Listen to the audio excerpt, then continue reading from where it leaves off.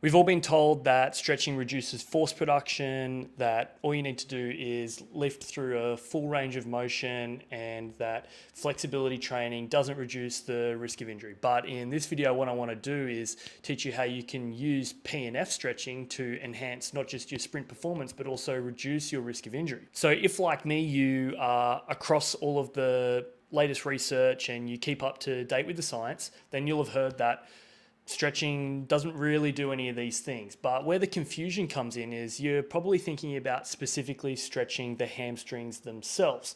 That is not the topic of this video. What I'm talking about is using proprioceptive neuromuscular facilitation, absolute mouthful, P&F stretching, using P&F stretching to enhance your anterior chain flexibility. So we're talking about the front of your hips, all the way down the front of your thigh.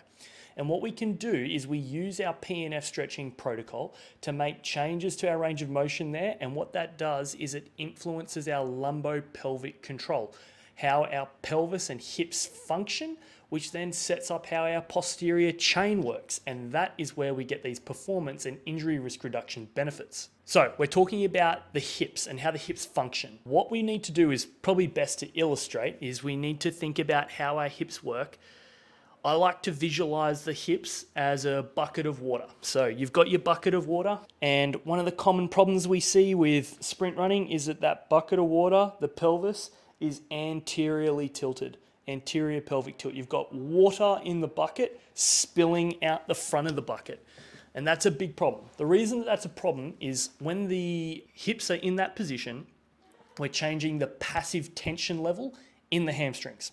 So in sprint running, once you're getting close to max velocity, we need front-side dominant running mechanics. Now, in the late swing phase of sprinting, if we've got increased levels of passive tension in the hamstrings, we actually get an overstretch, and that's where a lot of hamstring injuries occur. It's very common. And late swing phase in sprinting, that's usually the moment and mechanism for a hamstring strain. But if we're able to augment lumbopelvic position, bring those hips back into neutral, what we do is we change how the hamstrings function, and we get them to work at the optimal muscle length for increased force production and reducing the chance of an overstretch response. So by getting those hamstrings to work at their optimal length and getting improved force production, that's where we reap the benefits from a speed perspective. You're now unlocking free speed. Unlocking the hips unlocks free speed. Getting those muscles to produce higher levels of force more optimally reduces the chance of them getting injured. So how do we use P&F stretching to unlock the hips and unlock free speed? Well, what we do is a partner bench hip flexor P&F stretch. We're going to use a partner's body weight to drive the hips into full hip extension. In particular, we're going to target the rectus femoris, the rec fem. That's a biarticular muscle. It crosses the hip joint and the knee joint. So we're going to get our partner to grab the leg, bring you into knee flexion as well. Now you've got full stretch across the full length of that muscle, and we're going to perform some contract relax against our partner. Now with the contract relax, we're going to push for 3 seconds at about 70 to 80% intensity. It's not a 1RM, you're not trying to rip it off the bone, you just need some good pressure. And the cool thing about P&F stretching is that after each of those pushes, you're going to get this sort of neurological response where you get access to increased range of motion. So take a big deep breath, breathe out, relax into the stretch, and find that increased range of motion.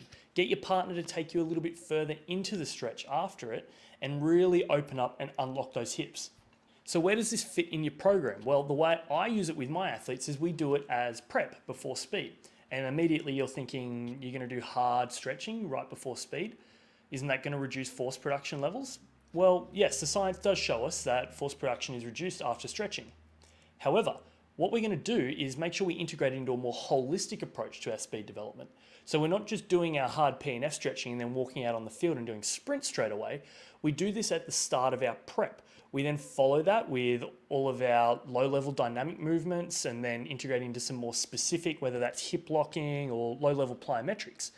Then we progress on to our running mechanics on the field, some build-up runs, and then we're going to sprint. And by the time you get to that point, you've now potentiated those muscles and they're well and truly activated and ready to take advantage of that newfound range of motion. Now, a couple of things to be wary of when you're doing this. This is a pretty advanced technique and it's pretty intense as well. You really need to make sure that you and your partner are on the same page when you do this stretch. So take them through it yourself, educate one another, and make sure you're talking to each other about how it feels as you do it.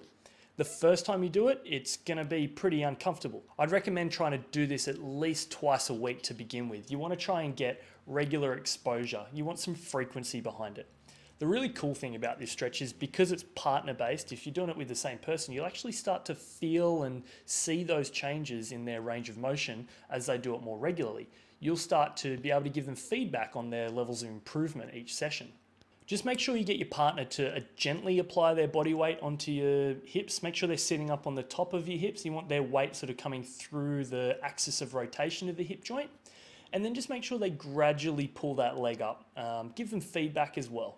So give this stretch a go. It's pretty different. It's something that I haven't seen done too much, but believe me, it makes a huge difference. The increases in range of motion that you'll get through those hips in just 6 to 8 weeks of an intervention like this will really make a difference to how your hips and pelvis function, particularly in sprint running.